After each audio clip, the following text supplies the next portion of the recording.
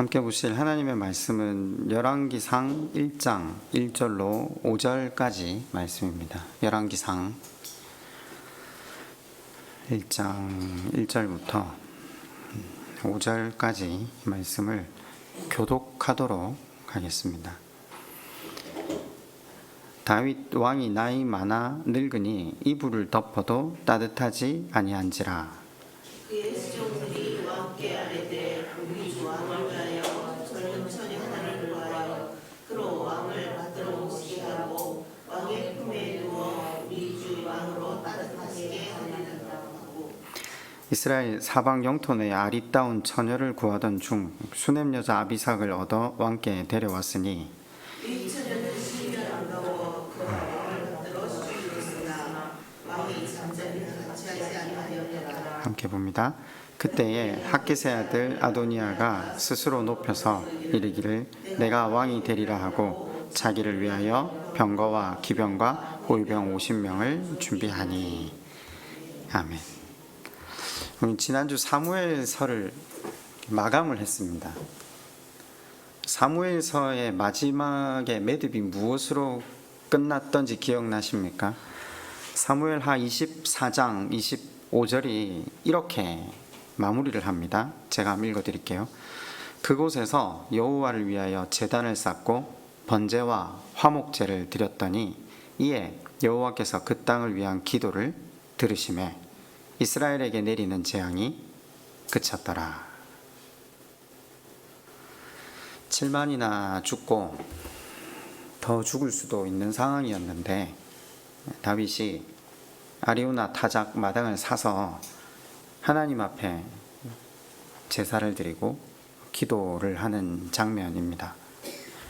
그래서 하나님께서 그 기도를 받으시고 이제 멈추신 장면이죠. 언뜻 보면 일반 백성들과는 다르게 다윗 홀로 경건하고 바른 기도와 신앙으로 나아갔기에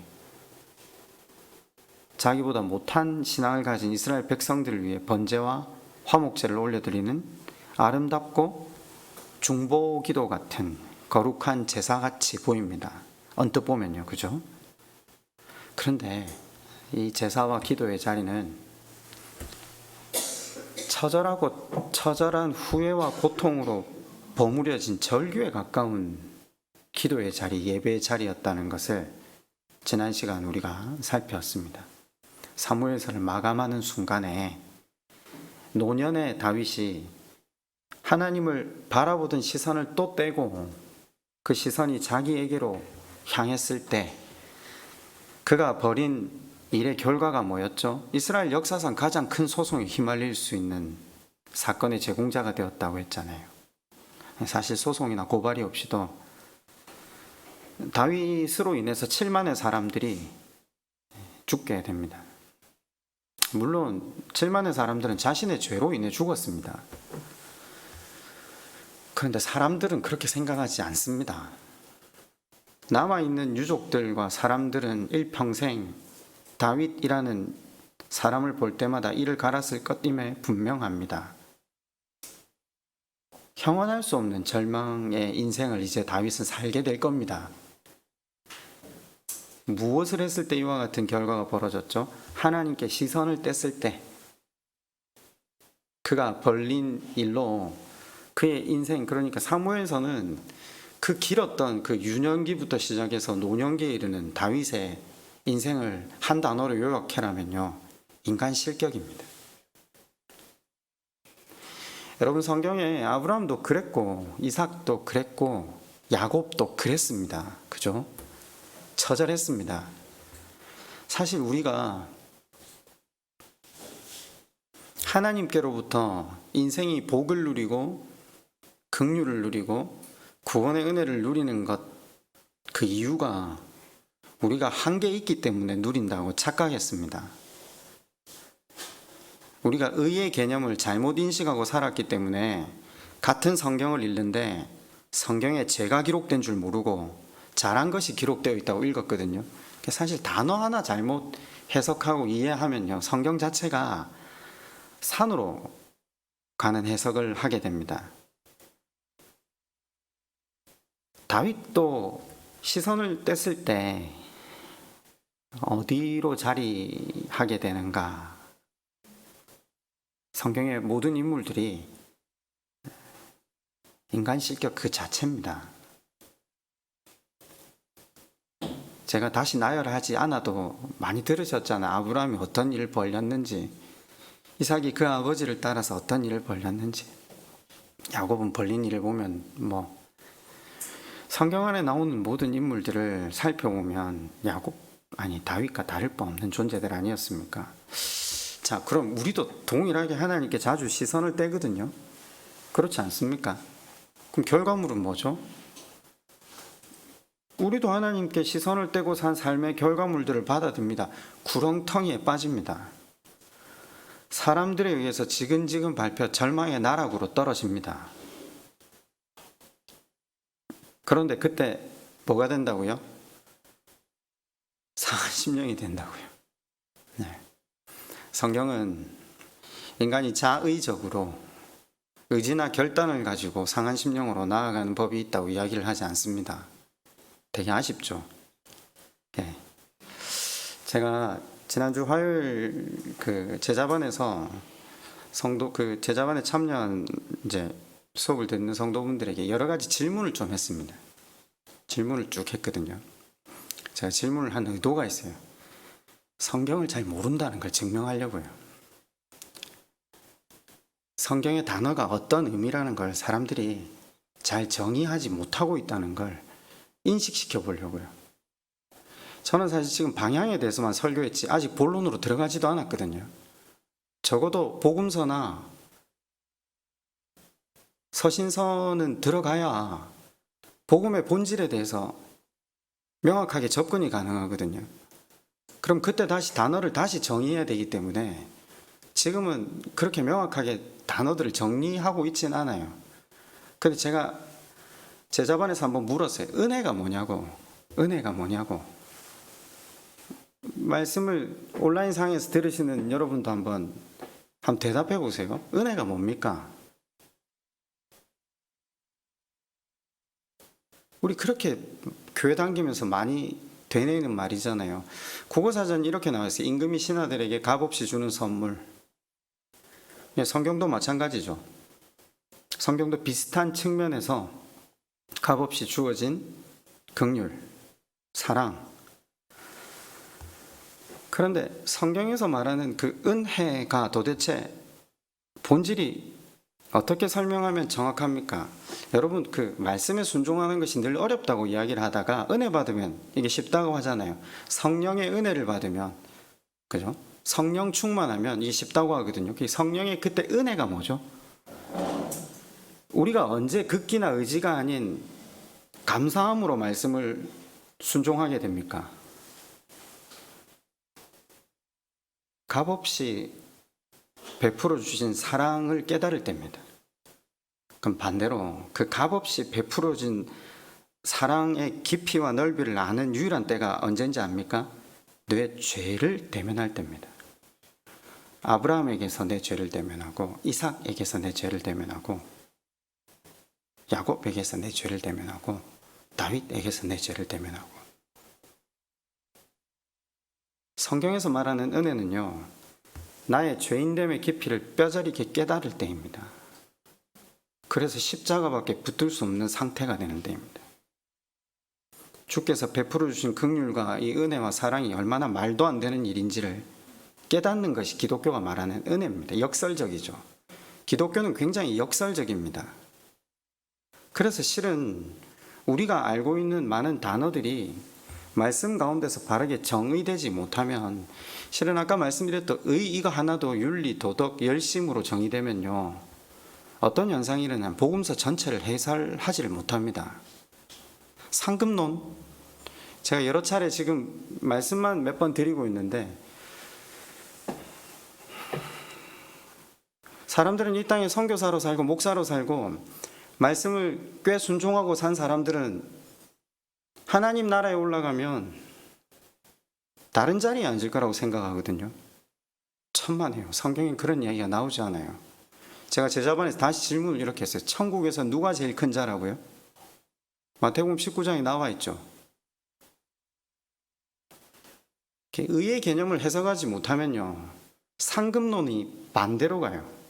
성경에 나오는 상급론에 대해서 바르게 알지 못하면요, 실은 천국을 모르는 거예요. 근데 다 몰라요, 사실. 이렇게 설명을 계속 드리고는 있지만, 저는 모르기 때문에 다들 제자반을 나오실 거라고 생각했거든요. 저는 그렇게 생각했어요. 저는 평생 교회 다니면서 누가 그런 개념에 대해 설명을 안 해주더라고요.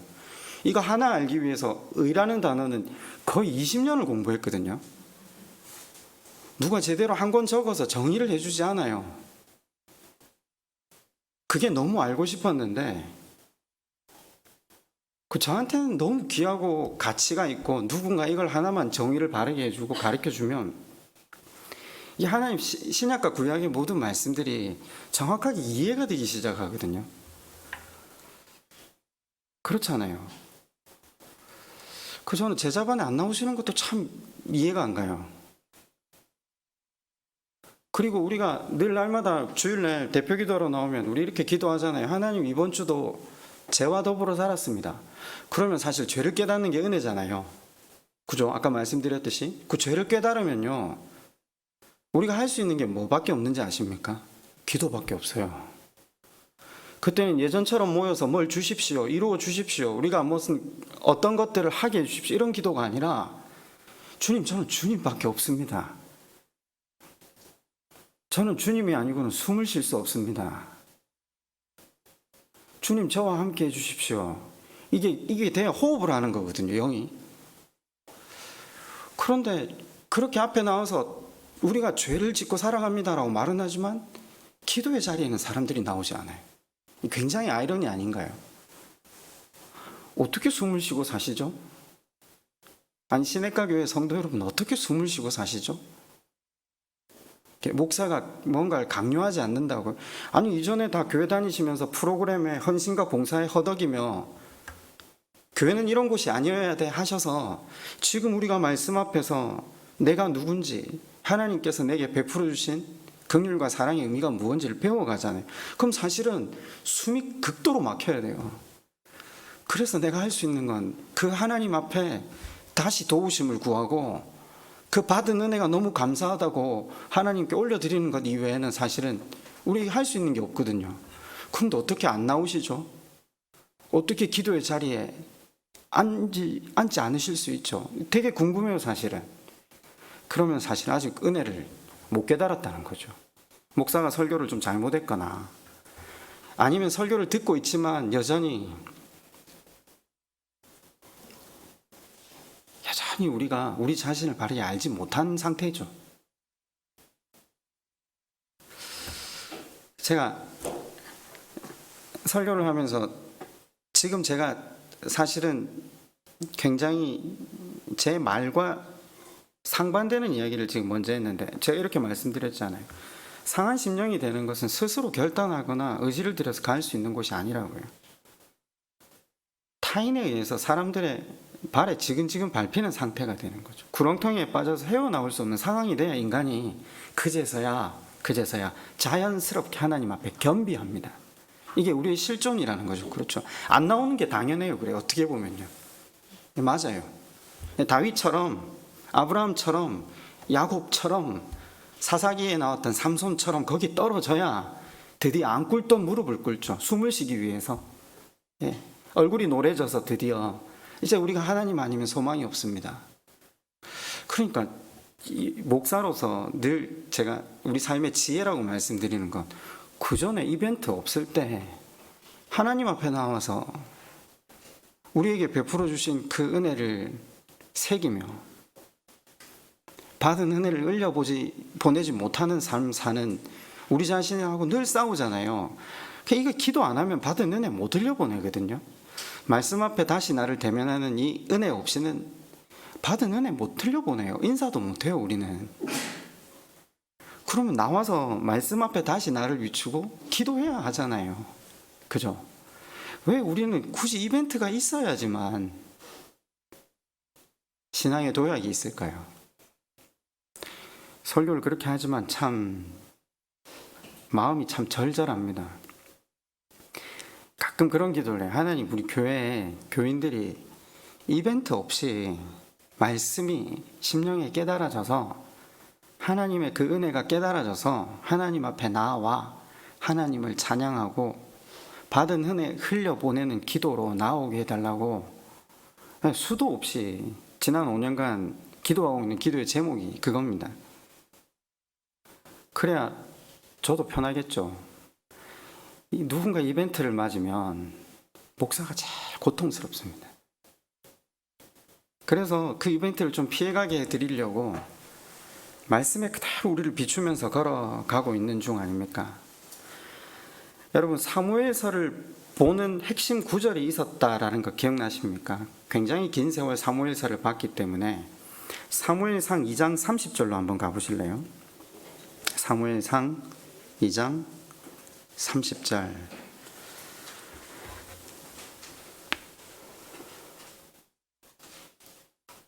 사무엘상 2장 30절. 다 같이 한번 읽어 보실까요? 시작. 그러므로 이스라엘의 하나님 나 여호와가 말하노라. 내가 전에 내 집과 내 조상의 집이 내 앞에 영원히 행하리라 하였으나 이제 나 여호와가 말하노니 결단코 그렇게 하지 아니하리라. 나를 존중히 여기는 자를 내가 존중히 여기고 나를 멸시하는 자를 내가 경멸하리라. 역사서 전체를 보는 핵심 구절이라고 했습니다. 근데 이것도 우리식대로 해석을 하면 우리 인간처럼 네가 나를 존중해주면 나도 너를 존중해주고 만약에 네가 나를 무시하면 대갚아주겠다 이런 의미가 아니라고 말씀을 드렸습니다. 하나님은 우리처럼 협소한 마음을 가지신 분이 아닙니다. 만약에 그런 식으로 이 말씀이 우리한테 적용되어야 된다면 예수님 저버린 지 오래되는 저 몇몇 나라들은 바닷속에 벌써 가라앉아야 되잖아요. 그러니까 하나님이 인간처럼 행하신다는 게 아니라 이 말씀의 참된 뜻은 복된 삶에 초점이 있습니다. 또한 인간이 심은 대로 거두게 된다라는 것을 말하고 있습니다. 하나님을 존중히 여긴다는 건요, 뭡니까? 말씀을 존중히 여긴다는 거잖아요. 말씀 안에 거하기를 애를 쓴다는 거잖아요. 당연히 말씀 안에 거하기를 애를 쓰는 사람들은 하나님을 도움으로 삼는 사람일 테고 하나님이 울타리가 되는 사람의 삶은 그 30대, 40대, 50대가 어떻게 아름답지 않겠습니까? 그런데 반대로 자기를 창조하신 창조주를 멸시한다. 바꾸어 말하면 그분의 말씀에 등을 지고 사는 거잖아요. 말씀에 등을 지고 사는 건 그분의 도우심을 저버리는 거거든요. 자신을 망치는 길이죠. 이 열왕기서가 하나님을 존중히 여겼던 왕들은 어떻게 되었고 하나님을 멸시하는 왕들이 어떻게 되는가, 그게 열왕기서의 동일한 핵심입니다. 사무엘서와 똑같습니다. 저는 지금 존중히 여겼다 이 말을 좀 바꿔서 이제 생각해 봤으면 좋겠어요. 다 지켜냈다 이게 아닙니다. 바라보았답니다. 정확하게 아셔야 됩니다. 성경에서 믿었다, 바라보았다, 존중히 여겼다, 바라보았다. 이 사무엘서에서 열왕기서로 이어지는 핵심 구절이 같다라고 말씀을 드릴 수 있는 건요, 이 헬라어 번역본인 70인역은 열왕기서와 사무엘서를 따로 보지를 않거든요. 동일한 책으로 보거든요. 실제로 사무엘서의 중심 인물이었던 다윗이 이제 역사의 뒤안길로 사라지고 새 역사의 중심 인물인 아들 솔로몬이 왕위를 계승하는 교책이거든요. 근데 여기에도 은혜의 연속입니다. 이제 은혜라는 단어를 다시 한번 정의하셨으니까 은혜가 뭐라고요? 인생의 죄인됨을 대면하는 겁니다. 네?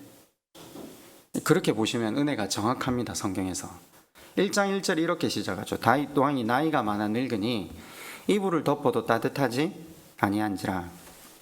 제가 열왕기상 1장을 설교한다고 하니까 청년부들 중에 몇 명이 오늘은 안 나올 거라 하더라고요. 설교를 1장을 너무 많이 들어서 그렇다라고 하는데, 그래서 제가 이렇게 얘기해서 오늘 1장은 다르다. 오늘 1장은 다르다. 청년들이 벌써 십몇 년 전에 설교를 들은 파일도 막 가지고 있는 사람들이 좀 있던데, 제가 열왕기서를 읽으면서 있는 그대로 설교를 하지 못했던 부분이기도 해요. 그냥 본문을 있는 그대로 한번 볼게요. 지금 본문에 어떻게 돼 있죠? 한글로는 나이가 많아서 늙은이 이렇게 돼 있잖아요. 원문은 다윗이 늙어서 나이를 먹었다 이렇게 돼 있어요. 이게 무슨 말이냐면 이게 이스라엘 문학적 표현인데 어떤 사람에게만 늙어서 나이를 먹었다라고 이스라엘 사람들이 사용하느냐면요. 죽음을 눈앞에 둔 쇠약해질 대로 쇠약해진 사람을 표현할 때 쓰는 문구입니다. 이제 어느 정도로 쇠약해졌는가? 뭐라고 되어 있죠? 이불을 덮어도 따뜻하지 아니한지라 이렇게 되어 있거든요. 나이가 들어서 몸에 열이 없어진 게 아닙니다. 지금 그 말이 아니라 그럼 이불을 덮어도 할 때 히브리 말의 주어가 다윗이 아닙니다. 주어가 신하들입니다. 이 히브리 말은 동사만 있어도 주어가 명확하게 나오거든요. 신하들이 다윗의 이불을 덮어 주어도 무슨 말이냐? 다윗이 스스로 이불을 덮지 못하는 상황입니다. 지금 어느 정도 되면 이불을 못 덮죠 스스로? 대략 짐작 가시죠. 자신의 몸을 제대로 가누지 못하는 상황입니다. 더불어 뭐라고 표현합니까? 따뜻하지 않다 이렇게 표현했죠. 이게 히브리어로 제가 설명을 안 하려고 했는데 좀 설명을 할게요. 이건 알아야 될 것 같아요. 이함이라는 단어인데 이게 아주 이례적인 단어예요. 여기 안 쓰거든요 잘. 무슨 말이냐? 우리는 이게 의역을 한 거예요. 우리나라가 이걸 그대로 표현하기에는 너무 좀 원색적인 거죠. 이함이라는 단어의 뜻은 성적 욕구를 전혀 느끼지 못하는 상태라는 말입니다. 미완료형으로 쓰고 있어요. 계속해서 그렇다는 거예요. 자, 방금 사무엘서 말미에는 자기 제약으로 많아서 백성들이 혼란을 겪었잖아요. 고통과 환난 가운데 살게 됐잖아요. 그때 아리우나 타작마당으로 직접 나아가 제단을 쌓고 기도했었던 왕으로서의 백성을 위해 기도하는 이 역할을 했었는데 이제는 그 역할 자체를 아예 수행할 수 없는 정도의 수준이 아니라 누웠는데 이불을 자기 스스로가 덮지 못하는 성적인 기능을 완전히 상실한 상태라고 성경이 의도적으로 밝힙니다. 그럼 뭐 해야 됩니까? 왕위를 이양해야 됩니까? 안 해야 됩니까? 예전에게 이양했어야죠. 그죠? 누구한테 이양해라고 하나님께서 벌써 사인도 주셨었잖아요. 다윗이 모르는 게 아니거든요. 다윗이 그러지 않았어요. 그러지 않았기 때문에 무슨 일이 또 벌어지죠? 쿠데타가 또 벌어져요. 남은 아들이 자신의 배에 또 칼을 들이밀어요. 이게 아도니아의 혼자의 잘못인가? 아닙니다. 다윗은 계속 심은 대로 거둡니다. 아니 생각해 보세요. 사무엘서를 마감하는 그 순간에만 다윗이 7만의 죽음으로 그 유족들 앞에서 침뱉음을 당하고 고통 가운데 살아도 사실은 그게 맨정신으로 살 수 있는 시간들이 아닌데 죽기 직전에 남은 아들이 또 배에 칼을 들이미는 겁니다. 그게 누구 때문이라고요? 왕위를 이양했어야죠. 빨리 정권을 교체했어야죠. 근데 그 전에 다윗은 심은 대로 거둔다 했을 때 무엇을 심었습니까? 여러분 아시다시피 하나님께서 분명히 아내를 많이 두지 말라고 하셨거든요. 다윗의 일생은 여자로 가득 차 있습니다. 많은 정도를 넘어섰는데 또 남의 여자까지 넘보고 뺏었잖아요. 얼마나 왕성하게 살았습니까? 육체의 욕망대로 산 삶의 대가가 뭡니까? 지금 이겁니다.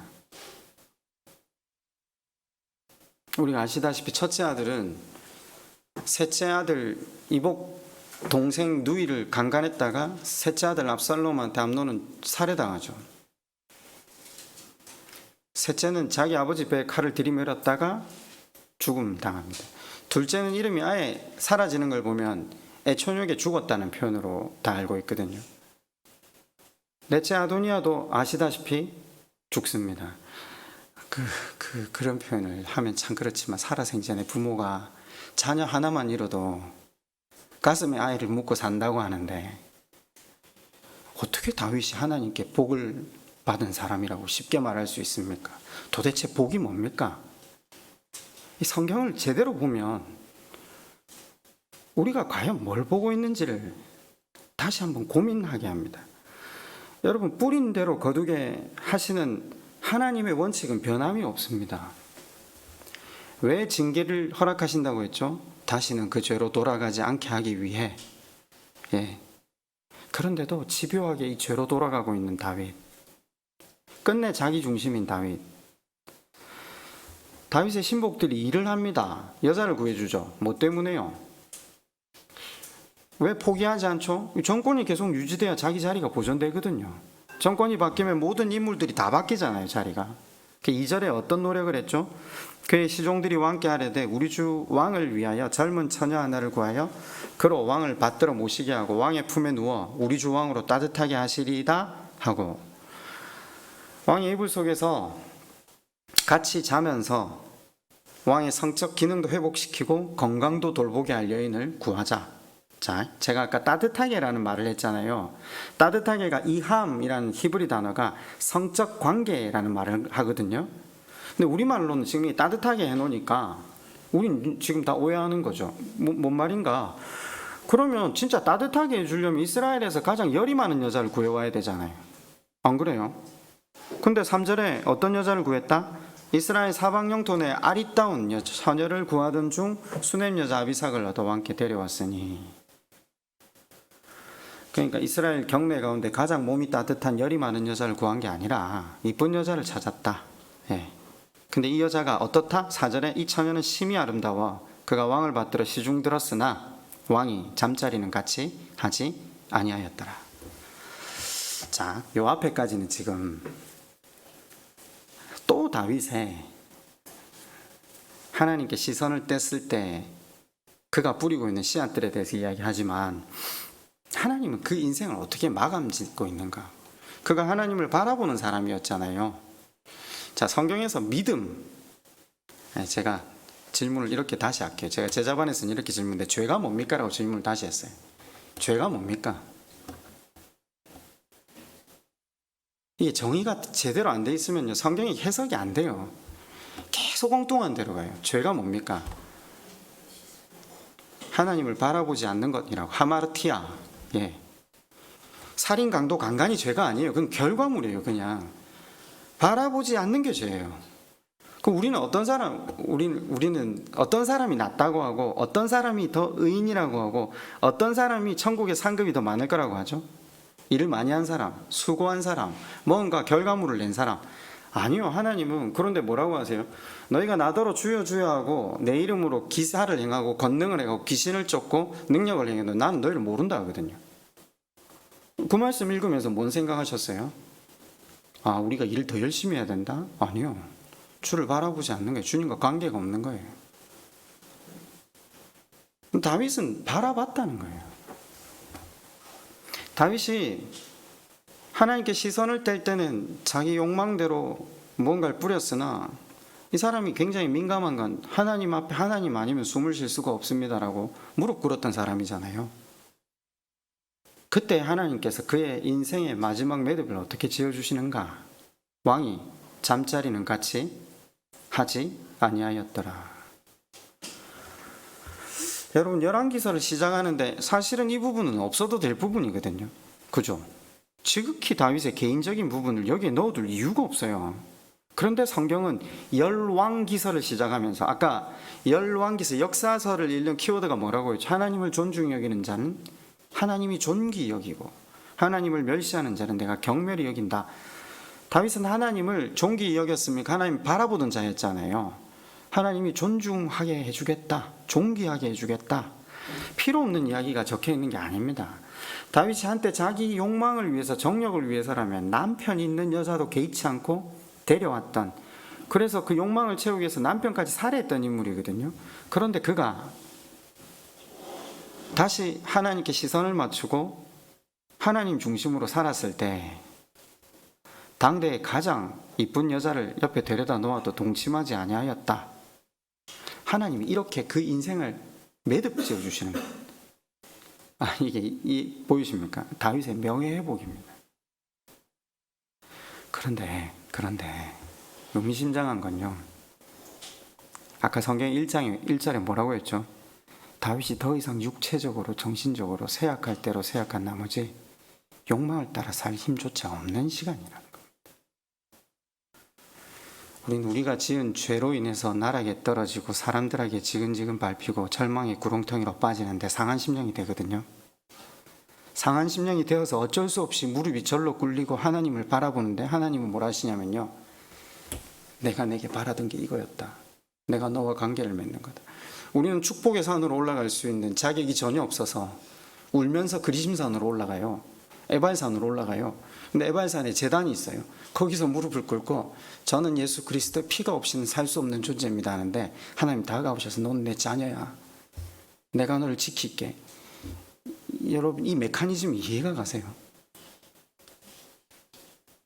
이 메커니즘 이해가 가셔야 돼요. 욕망을 따라 살 힘조차 없어서 이제 죄를 못 짓잖아요.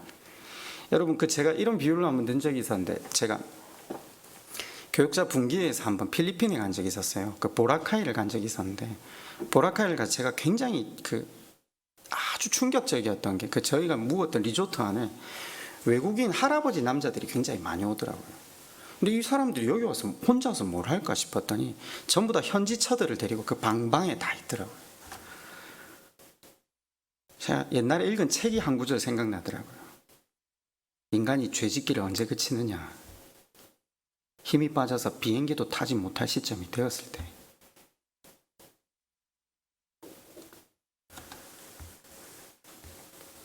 아니 다윗이 일평생 그랬잖아요. 자기가 선택한 자기 중심의 선택 때문에 백성들이 죽고. 근데 이분이 그 전에 블레셋으로 망명해서 넘어갈 때 뭐 때문에 넘어갔는지 제가 설명을 한번 드렸는데 기억나십니까? 아내가 많아져서, 식솔들이 많아져서 기도 한번 하지 않고 블레셋으로 넘어가요. 세상에서 인정받으려고 얼마나 애를 썼습니까? 다윗이 더러운 삶 살았죠. 학살하고. 그죠? 근데 그 결과가 뭐였죠? 자기 민족과 전쟁을 벌여야 되는 앞에 놓였거든요. 또 하나님이 그냥 내버려 두시진 않죠. 다윗이 어떻게 하죠? 죽을 수밖에 없었던 그 위기의 순간을 어떻게 벗어납니까? 침을 질질 흘려가 수요미로 침을 질질 흘려 그걸 갖다 성문에 끄적이잖아요. 수치도 그런 수치가 없어요. 일반 사람이 그런 수치를 당하고 살아나면요 정신병 걸리거든요. 근데 자신이 선택한 결과잖아요. 그로 인해서 사람에게 짓밟히고 구렁텅이에 떨어졌잖아요. 근데 하나님은 그가 그런 상황에서 적은 시편을 상한 심령이라고 부르세요. 구렁텅이에 빠져 바라볼 수 있는 분이 하나님밖에 없어서 시선을 고정시켰는데 하나님은 그의 이름을 높여주세요. 하나님께 죄를 구하며 나아가는데 죄만 사해 주실 뿐만 아니라 그의 이름을 존귀하게 해주세요. 이게 성경이에요. 이제까지 읽어온 그대로의 성경이에요. 구렁텅이에 빠져서 하나님 저는 나만을 위해 살았습니다. 저는 그냥 인생 자체가 연기하는 인생이었습니다.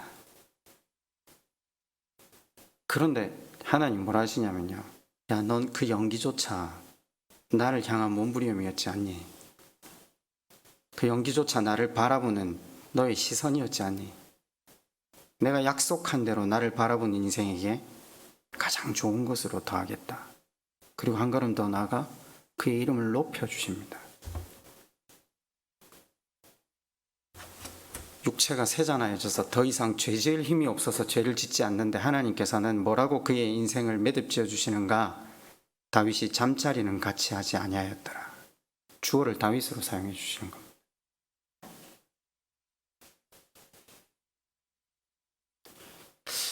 여러분 이 사랑의 하나님을 우리가 어찌 알까요? 우리는 도저히 이해할 수 없어요. 이 사랑을. 이름을 높여주시고 다시 그 명예를 세워주시길 원하시는 하나님 마음을 우린 다 몰라요. 우리가 이렇게 표현하잖아요. 말로 다 할 수 없는 하나님의 한없는 사랑. 바다를 먹물 삼아 적어도 하늘을 두루마리 삼아 적어도 다 적을 수 없는 사랑. 그게 지금 계속 성경에서 절절히 나오는 거라는 거죠. 제가 지난주 주일날 밀양에 대해서 설교를 했는데 청년부 때는 3번을 설교했거든요. 뒤에 이제 3번 정도를 설교하면서 그날 제가 2부 때 예를 들었던 청년들한테는 그런 이야기를 했어요. 연기가 삶이 되게 하라고. 이제 3번 설교할 때는 그렇게까지 다 풀어서 설명을 했는데 저는 한 번씩 그런 생각을 해요. 설교를 해서 어떤 부분들이 우리 가운데 부딪혀오고 이해가 안 되고 고통스러우면 제자반을 나오든가 목사한테 질문을 해야 되거든요. 그렇지 않아요? 청년들은 내려갔더만 전부 다 알더라고요. 이제 설교를 워낙 많이 들었으니까 그래 목사님 저희들이 연기라도 열심히 하겠습니다. 설교를 들었으니까 이해를 하고 있으니까 그래야 나태해지지 않고 게을러지지라도 않죠. 근데 다들 질문이 없으세요. 그것도 한 번씩 되게 마음이 되게 이분들은 다 아시나?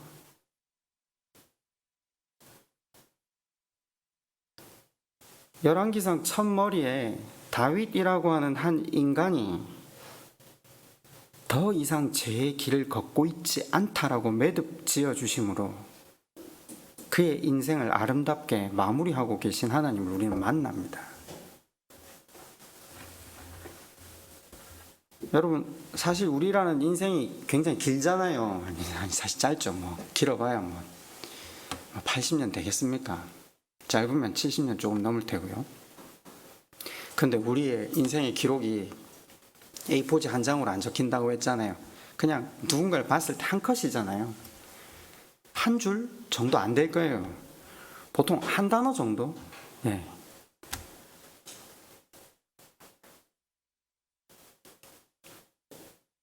제가 이전에 이렇게 질문을 했는데 여러분은 누군가에게 어떤 단어로 기록되어지십니까? 저 사기꾼, 저 지만하는 인간,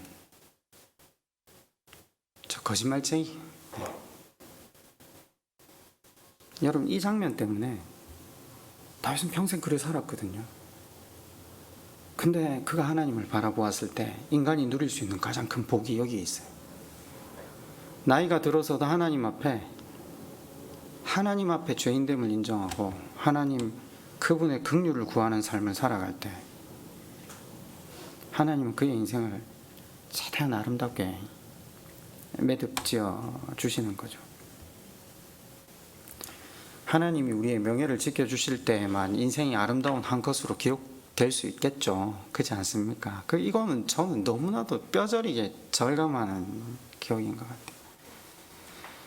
뭐 사역자로 살아가지만 제가 생각해 보니까 실로 수없이 많은 말과 행동들이 누군가에게 고통이 되기도 하고 내 중심적인 사고나 말이나 행동으로 인해서 수없이 많은 문제를 일으키기도 했는데 그걸 하나님이 다 뒤에 따라오시면서 다 쓸어 담고 매듭을 짓고 하나님이 뒤치다거리를 전부 다 해주셔가지고 사실 여기까지 온 거죠.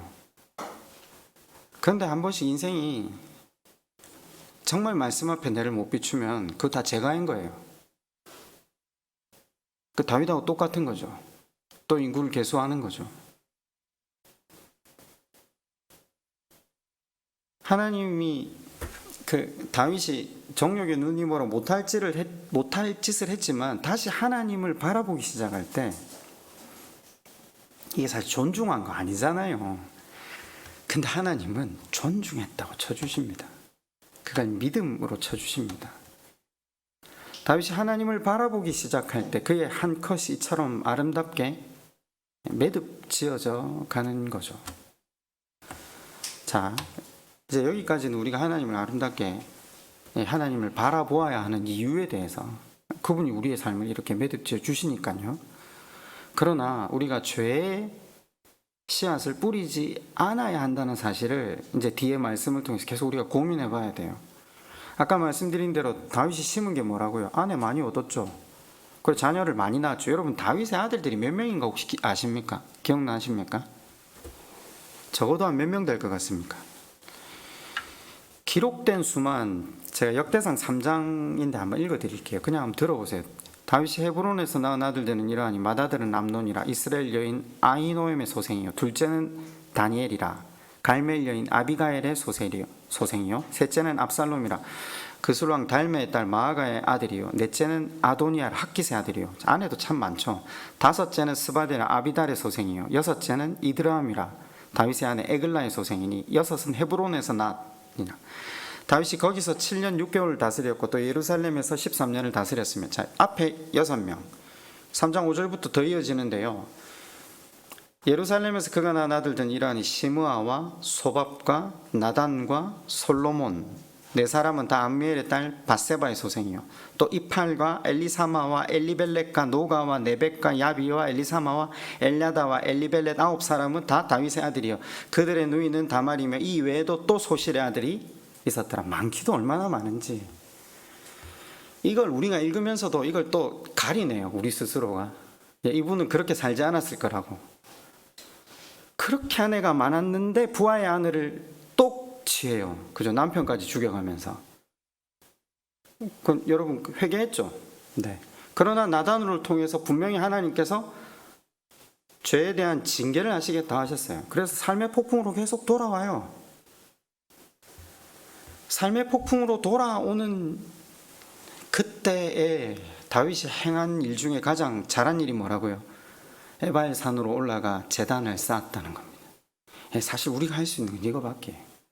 이스라엘 백성 앞에 그리심산과 에바엘 산에 놓고 말씀은 하셨지만 율법 지킬 수 있는 사람이 없잖아요. 근데 에발에 올라갔을 때 하나님의 긍휼을 누리죠. 5절까지는 봐야 되겠습니다. 그때에 학기세 아들 아도니아가 스스로 높여서 이르기를 내가 왕이 되리라. 자, 압달락과 이제 대비가 되는 순간이거든요. 압달락은요, 하나님을 바라보았을 때 하나님께서 한 인생의 매듭을 아름답게 맺어가실 때 뒤에는요, 아도니아라는 이 서열 네 번째 왕자가 역모를 꾸밉니다. 근데 5절에 아도니아 그때 이렇게 돼 있잖아요. 시작할 때 그때 같은 때인데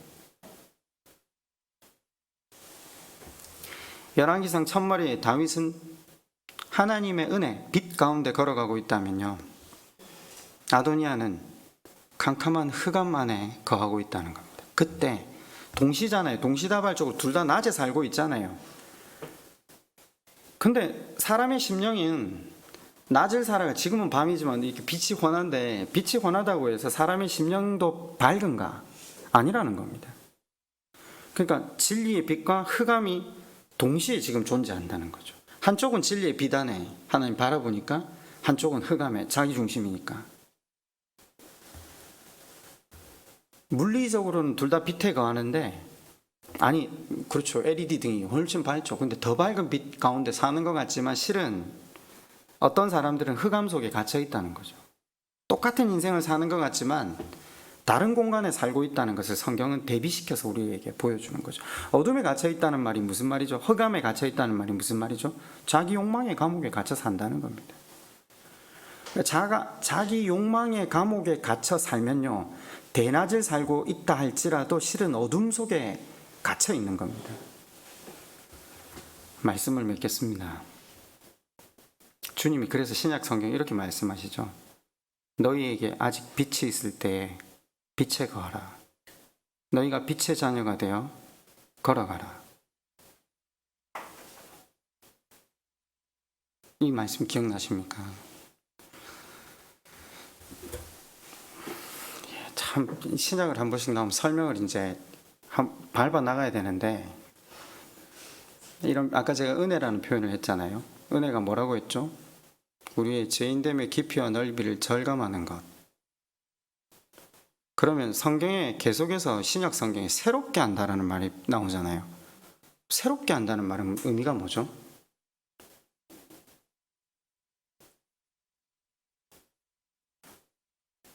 너희는 새로운 피조물이라 너희 마음이 새롭게 함을 입어, 이런 표현을 자주 쓰잖아요. 구약의 선지자들이 했던 말을 그대로 다시 신약 성경이 다시 그 말을 하거든요. 그 새롭게 한다, 새 마음이 뭐죠? 언제 우리가 새 마음이 되죠? 제가 새 노래라는 걸 한번 설명한 적이 있었는데, 왜 그렇잖아요. 우리가 어릴 때, 초등학교 때, 아니 저는 국민학교니까, 그 국민학교 운동장에서 전교생들이 다 모여서 어버이날 되면 그 운동장에서 다 불렀잖아요. 나실제 괴로움 다 해주시고 노래를 다 불렀거든요. 근데 뭐 1, 2, 3, 4, 5, 6학년 가면서 뭐 어버이 은혜를 잘 압니까? 그냥 웃으면서 따라 부르고 막 이랬는데, 이제 어느 날 이제 살면서 돈도 벌어보고 고생도 해보고 사람들로부터 수치와 무시를 당하다 보니까, 아, 우리 아버지가 우리 어머니가 이렇게 사셨구나. 그럼 어버이 노래가 달라지는 거죠. 이제 결혼을 해서 아이를 낳고 아이가 아파서 뭐 잠을 못 자거나 그 아이 때문에 고통스러운 밤을 지샌다. 그럼 어버이 노래는 그때부터 완전히 새 노래가 돼요.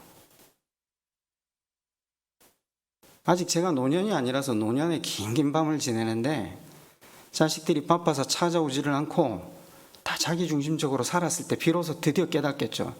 우리 어머니도 내 전화를 그렇게 오래 기다리셨겠구나. 우리 아버지도 나를 그렇게 보고 싶어 했겠구나. 외로워지고 절규가 입에서 솟아오를 때쯤 돼서 어버이 노래를 부르면 이제는 노래가 완전히 새 노래가 되겠죠. 이 성경에서 말하는 새 마음 새 노래가 이런 뜻입니다. 너희는 새 노래로 여호와를 찬양할지니 할 때 우리의 죄인됨을 깊이 절감하는 사람들이 새 마음이 됩니다. 여호와 하나님만을 의지할 수밖에 없군요. 십자가의 은혜 이외에는 살 수 없는 존재들이군요. 주님의 빛만을 구하며 나아갑니다. 여러분, 주님의 빛은 언제 우리에게 내리쬐이냐? 언제나 내리쬐이죠. 그러나 그분을 바라보고 걸어갈 때 우리의 삶이 빛에 가며 하나님의 열심에 의해서 성령의 열매를 맺어가게 될 겁니다. 네. 그래서 우리가 할 수 있는 건 하나님 바라보면서 걸어가는 겁니다. 기도함으로 하나님의 도우심을 구하는 겁니다. 한번 같이 기도할까요?